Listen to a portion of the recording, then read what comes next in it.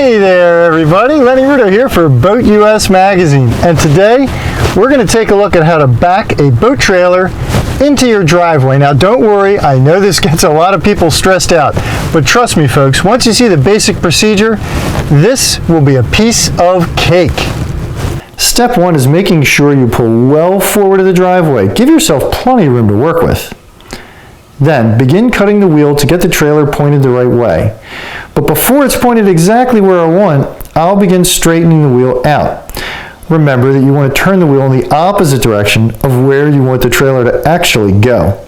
Now if I wait until the trailer is lined all the way up, by the time I cut the wheel back it'll be too late. The trailer may go past the point of no return. That's called a jackknife, folks. We do not like that. Now I need to go back another 30 yards in a straight line. Few trailers will go perfectly straight that far, so I'll watch the tail end of the trailer and try and anticipate which way it's swinging.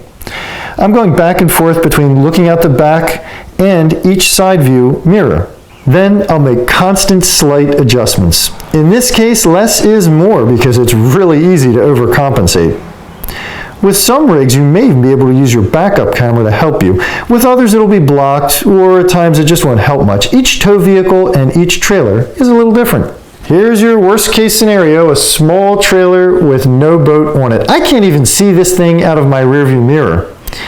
In this case, it's all side view mirror work.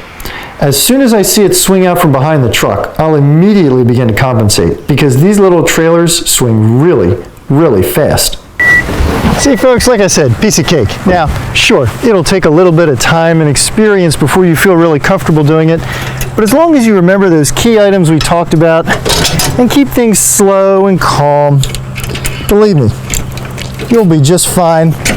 I'll bet you'll be backing your boat trailer into your driveway like a pro in no time at all.